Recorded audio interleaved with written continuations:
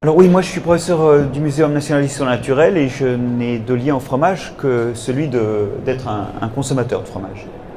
Mais en tant que microbiologiste, il y a un certain nombre de choses que je vois et qui m'inquiètent. En fait, je vais vous parler, c'est un mot qui a été prononcé, de biodiversité. D'abord, je vais vous rappeler, ce sera le premier point, que nous avons une biodiversité interne. Nous sommes nous-mêmes des écosystèmes microbiens. On dit souvent qu'on a autant de microbes que de cellules dans notre organisme. Mais ce qui est encore plus important, c'est que ces microbes ont des gènes et que le total des gènes de nos microbes, c'est 100 fois le nombre de gènes que nous avons nous-mêmes dans notre génome humain. Donc non seulement nous avons beaucoup de microbes, mais ces microbes peuvent faire beaucoup de choses. Et justement, ils font beaucoup de choses. Enfin, ils faisaient beaucoup de choses parce que dans les temps récents, nos modes de vie occidentaux ont quand même réduit d'un bon facteur 2 la diversité microbienne que nous embarquons. C'est-à-dire que nous sommes moins biodivers que nous n'étions. Et justement, ça pêche un petit peu en termes des fonctions que ces microbes vont remplir. Ils sont moins divers et ils commencent à remplir moins bien ces fonctions. Alors, les fonctions qu'ils remplissent en nous sont multiples. Le but n'est pas de faire un cours là-dessus, mais je voudrais vous en citer une ou deux. La première, c'est qu'ils nous protègent des indésirables. Les microbes qui sont présents sur la peau, dans le tube digestif, occupent le terrain.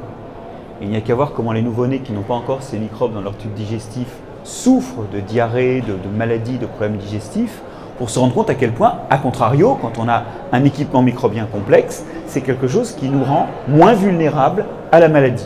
Bon, donc, fonction de protection, une fonction d'écran. Et puis la deuxième fonction, c'est qu'ils copilotent finalement. Ils sont tout le temps présents et ils copilotent à peu près toutes nos fonctions organiques. Comme par exemple le métabolisme, comme le développement du système nerveux, comme le fonctionnement du système immunitaire. Ils copilotent ça. Et justement, c'est là qu'on voit que la réduction de biodiversité actuelle est en train d'attaquer ces fonctions-là.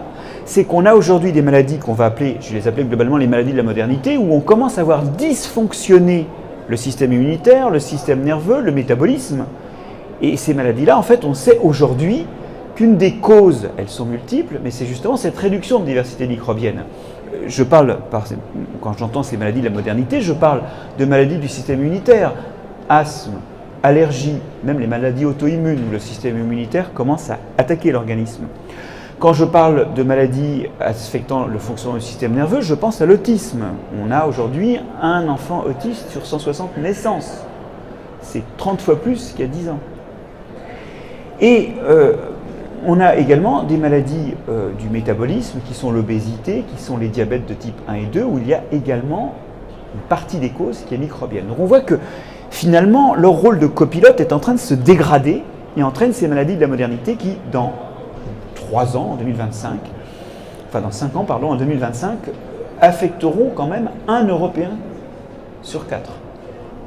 Donc c'est une véritable épidémie qui se développe, parce que cette diversité interne s'écroule. Alors, deuxième point, il y a aussi une biodiversité externe, culturelle, alimentaire, qui est notamment incarnée dans les fromages, qui est celle des microbes de l'alimentation. Il y a là une biodiversité qui, autrefois, était construite finalement de microbes qui étaient recrutés différemment et dans l'environnement par les pratiques anciennes, pratiquement les pratiques des fromages au lait cru dans le cas des fromages.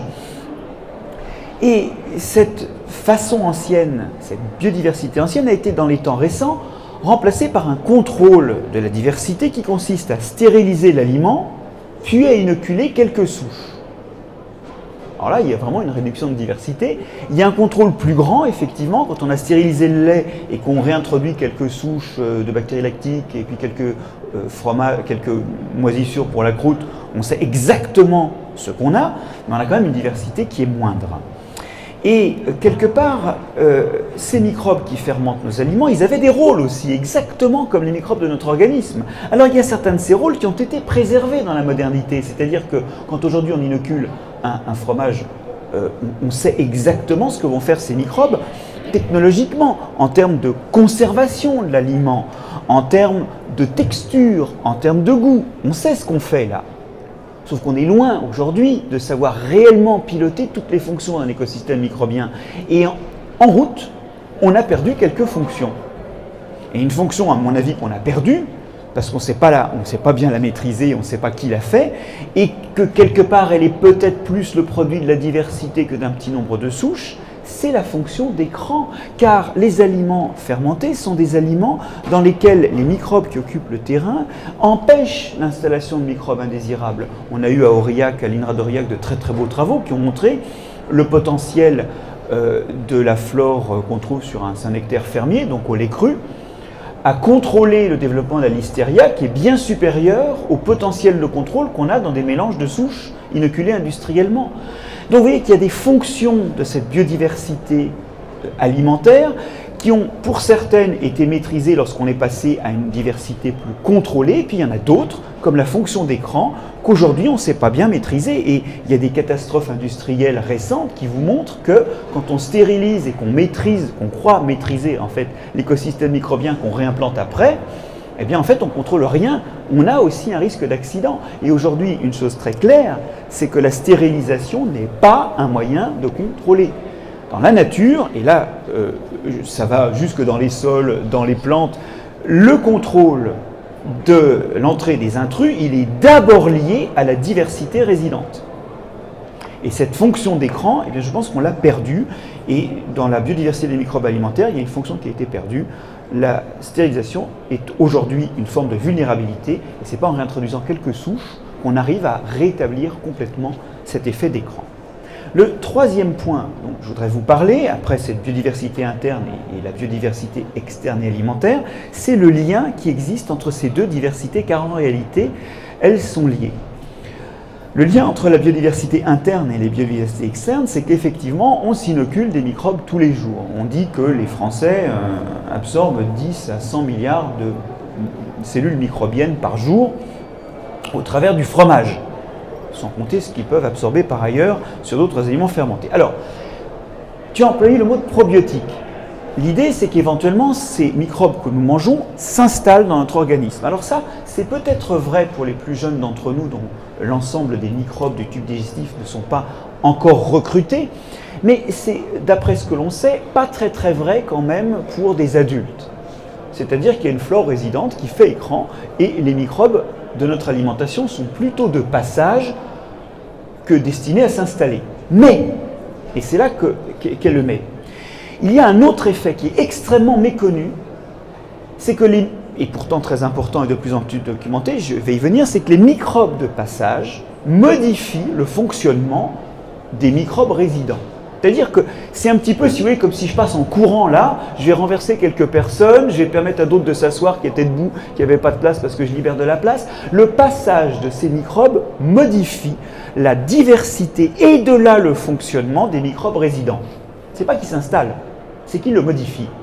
Et on a des très beaux travaux qui montrent que cette modification, dans le cas des spécialités fromagères, est une modification qui améliore le fonctionnement de ce microbiote, puisque c'est son nom, des microbes de notre tube digestif, notamment en diminuant la quantité de microbes qui créent des états inflammatoires et en augmentant la quantité de microbes qui produisent du butyrate et qui ont des effets extrêmement positifs, notamment sur le fonctionnement du système immunitaire. Alors ça, c'est démontré avec la flore du fromage sur des adultes, mais en réalité, ce dont on se rend compte de plus en plus, c'est que ces microbes de passage, même de passage, ont un effet dans l'organisme maternel qui va se traduire sur le fœtus. C'est-à-dire que même lorsque vous n'êtes pas en contact, quand vous êtes un fœtus dans le ventre de la maman, quand vous n'êtes pas en contact direct avec ces microbes, il y a des effets notamment sur le développement du système nerveux et des effets sur le développement du système immunitaire. Et ça, c'est montré sur des souris qui n'ont pas de bactéries et sur lesquelles on fait passer des bactéries qui ne s'installent pas. Donc c'est vraiment un effet du passage. Et donc j'en reviens à ça.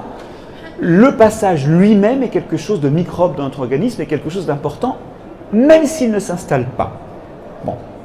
Alors, j'ai envie vous allez me dire, oui, bon, ça c'est des expériences sur des souris, c'est peut-être pas bien pertinent. Bon, alors après, on va parler de la collopature, et on va voir qu'effectivement, on observe là des résultats qui font parfaitement écho, en réalité, aux mécanismes qu'aujourd'hui on est capable d'observer dans des études cliniques sur l'homme ou dans des études sur des souris.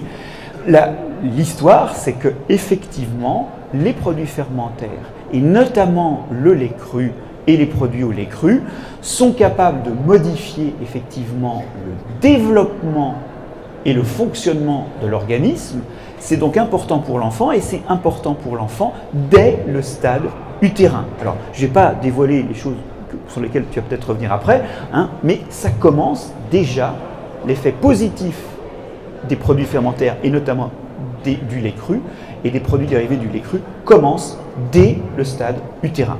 Alors, quand on a ça en face de nous, on se retrouve avec un choix cornélien à faire. Est-ce qu'on veut éviter quelques intoxications, effectivement des cas aigus?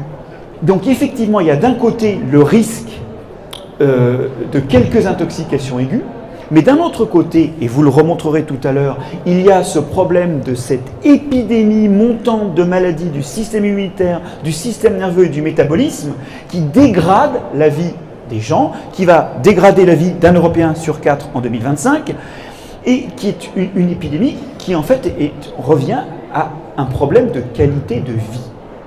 Alors on est là sur un choix qui est un choix difficile, mais clairement il faut regarder les choses en face. Quand on nous parle de vaccin, on nous dit on va faire courir un risque vaccinal à quelques personnes pour améliorer la qualité de vie de tous. Et quand on nous parle de lait cru, on nous dit au contraire on va éviter les accidents de quelques-uns au prix d'une dégradation de la qualité de vie de tous. On n'est pas du tout dans un discours équilibré là. Le discours qu'on nous propose pour les vaccins n'est pas celui qu'on nous dispose pour le lait cru. Alors, clairement aujourd'hui, on ne peut pas faire l'économie de penser mieux la gestion des produits fromagers au lait cru. Je pense que quelque part, c'est dans leur amélioration que se trouve la solution, dans une gestion, peut-être dans une surveillance accrue, mais clairement, ce n'est pas dans leur élimination que se trouve la solution aux problèmes auxquels nos sociétés sont confrontées. Qui sont, je l'ai dit, à la fin de ma deuxième partie, des problèmes industriels et de la troisième partie, des problèmes de santé publique. En conclusion, ce que je voudrais, et pour moi c'est un combat qui est aussi vrai dans la gestion de l'animal, dans la zootechnie, mais aussi vrai dans la gestion de la plante, c'est qu'on retrouve la saleté propre. C'est-à-dire ce degré de contamination qui récapitule le fait que tout a toujours été mis en place biologiquement et culturellement avec des microbes et qui implique donc qu'une contamination bien gérée est plus propre à nous maintenir en bonne santé et en bon fonctionnement que l'absence de microbes. Cette saleté propre, le fait de retrouver effectivement la logique microbienne du fonctionnement biologique et culturel qui est historique et qui est plus que millénaire, alors quand on va dans le côté biologique, là c'est des millions, des centaines de millions d'années d'évolution, il faut absolument le retrouver et je pense qu'on ne peut pas faire l'économie de penser ça pour le lait cru, mais aussi pour la santé humaine ou pour la santé des plantes. Et c'est là qu'il faut qu'on arrive à trucider cette idée soi-disant pasteurienne. Mais si vous relisez Pasteur, ce n'est pas l'idée de Pasteur du tout, c'est l'idée des successeurs de Pasteur, c'est l'idée de la médecine, cette idée que les microbes sont négatifs. Les microbes ne sont ni négatifs ni positifs, ils sont là, et c'est une faiblesse que de vouloir les éliminer, car ce qu'il faut arriver à faire, c'est arriver à les utiliser. Et vous voyez qu'il y a un bel alignement ici des biodiversités souhaitables, biodiversité dans notre organisme, biodiversité dans nos assiettes, et il en résultera peut-être la préservation d'une autre biodiversité dont j'ai plus le temps de parler, qui est la biodiversité culturelle, celle que nous vendons, celle qui fait notre tourisme, celle qui fait nos plaisirs, et qui est aussi une diversité qui peut résulter de la diversité microbienne de nos assiettes.